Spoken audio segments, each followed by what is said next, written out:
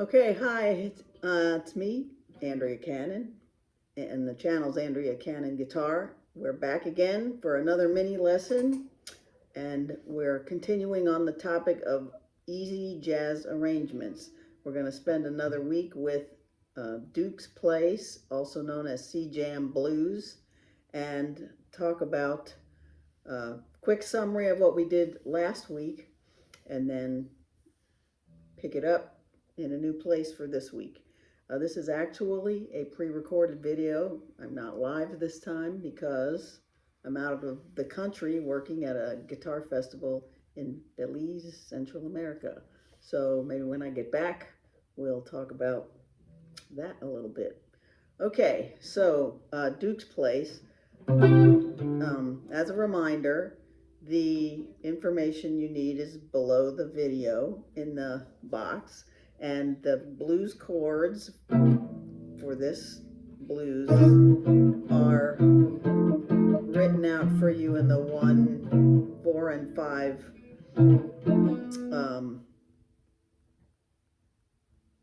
with the chord symbols as Roman numerals 1, 4, and 5.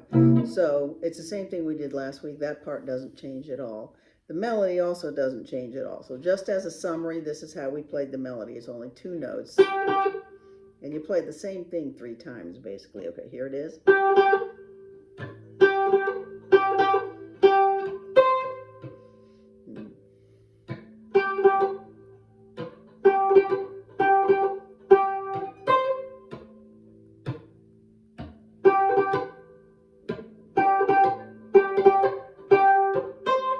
That's your melody. So, last week I showed you if you do the C chord this way, and you do the F chord like this, and the G chord like this, which is it looks like a C with the pinky there. It's just like a C7 down here, only put up here.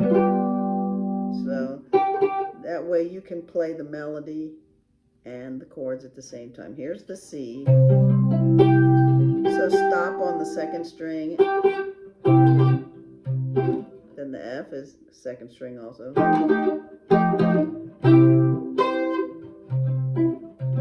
F again.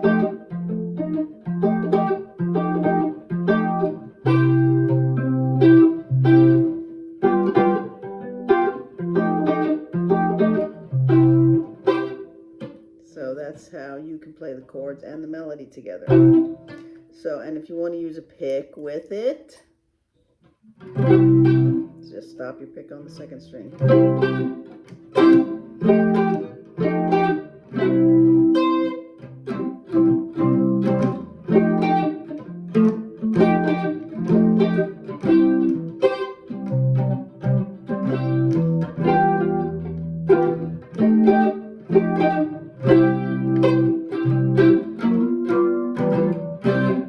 Okay, so I want to talk about some other neat thing that we can do with the melody, and that is to play it in octaves, which is a very jazzy thing.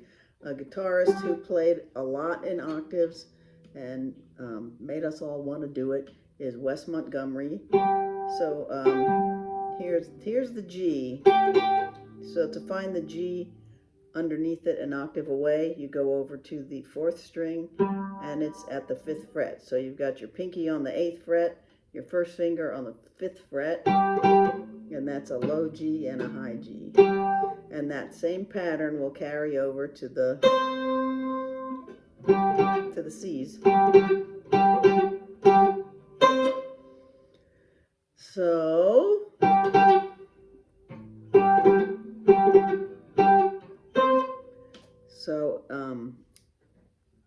to get used to keeping your fingers in that position, this is pretty easy because we only have 2 notes and you just jump directly across the string. So that's not very complicated, but to get yourself a little more ready for it, you might want to play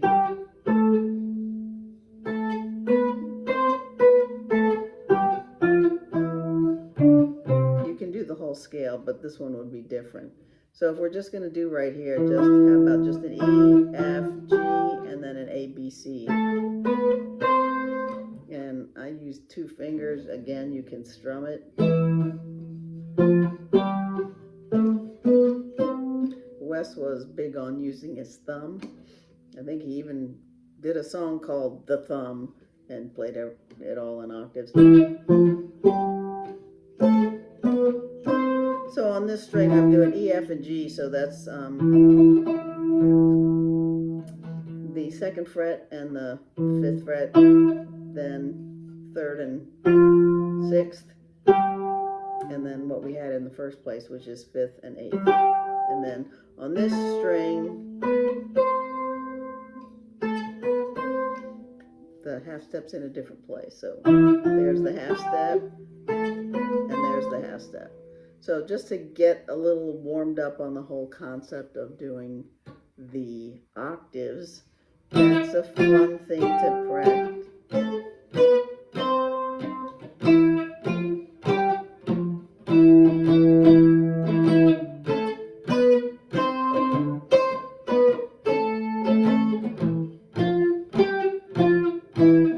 So that's kind of what I mean when I say have some fun with it. Yes, we're learning. Yes, it's something new. So I gave you something definite to do with it, and have some fun with it while you're at it. Okay, so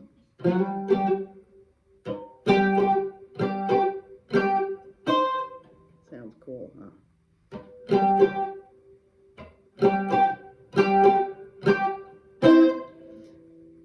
One more time.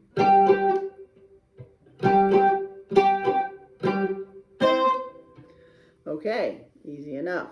Now, that's hard to do while you're playing the chords. So, as always, you can use GarageBand if you're used to using that. If not, you can use the voice recorder in your iPhone or whatever to record the first part with the chords and then play the melody on top of it. Now, let's talk a little bit about the chords again. Last week, I introduced the idea of going across the string so you could have an alternate bass note. So on the C chord, it's just however you want to play it. Or try it different ways and see how it flows with the other chords. And this is the F that we're using to have the G on top. So you will have to move your finger back and forth.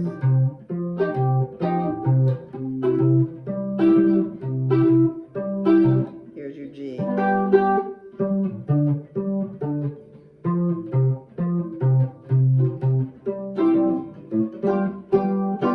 Okay, so here we go again. G, F,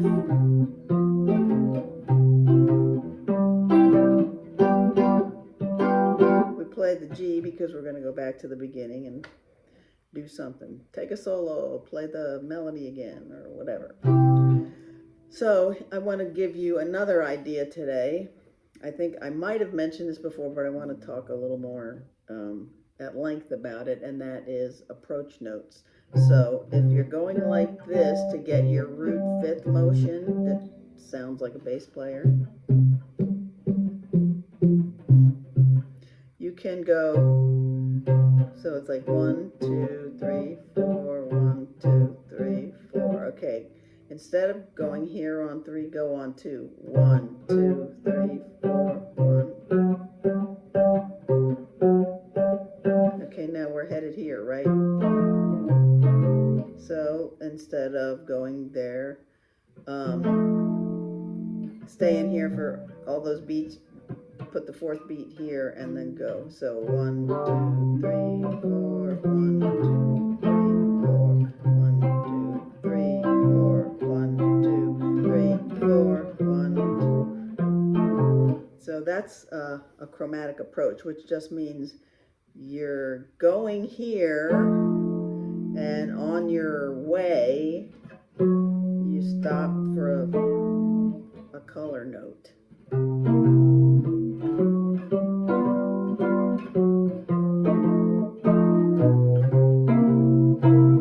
So that's an idea. You can experiment with putting that in different places while you're playing the chords here.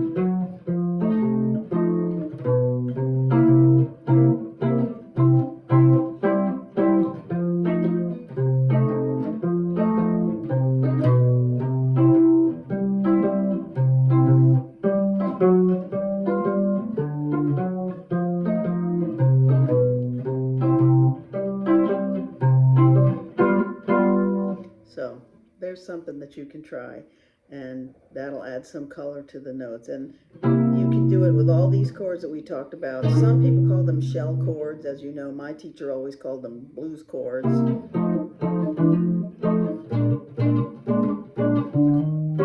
And you can do this all the way down.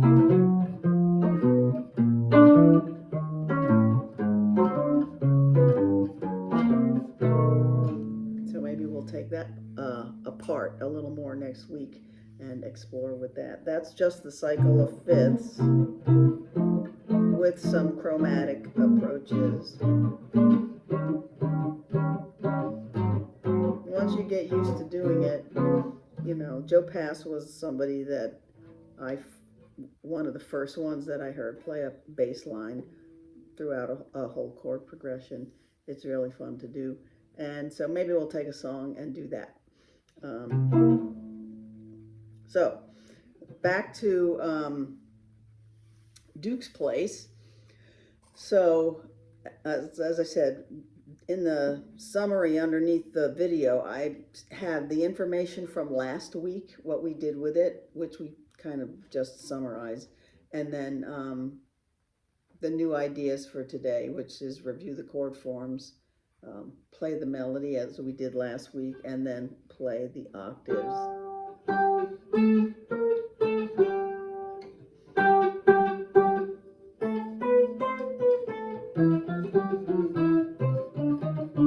Now, just when you're on these three strings, you don't, only on the first string and the third string and the second string and fifth, you need a spacing of 3 frets. Okay, so once you're playing on the third string, the third and the fifth, it's only a spacing of a whole step. And the same thing there. So that's it wouldn't be too hard to figure out a C scale, C, D, then you'll need the 3 fret spread, E, F, G, A, B, C, C, E, A, G, F, E, and now the 2 fret spread, D, C.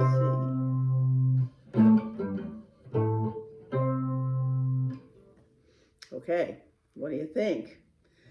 Last but not least, I wrote down on the list some ideas for simple soloing, and it's hard to do all by yourself, but if you make a recording for a backing track, then you can solo with that.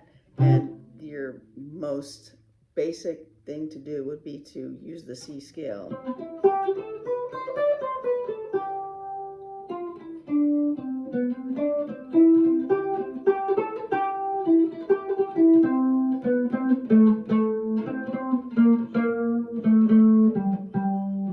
So I put a flat 7 in there, and so you can experiment with that. The regular scale is for the major scale at the 7th fret, and then if you want to put a 7th in there,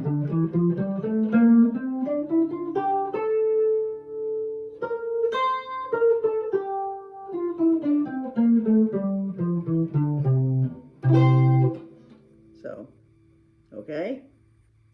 We're up to our 15-minute mark, and I don't like to let it go too much further than that. That way, I've given you something you can chew on in one sitting, and you've got the video from last week, which is kind of in the same vein. So,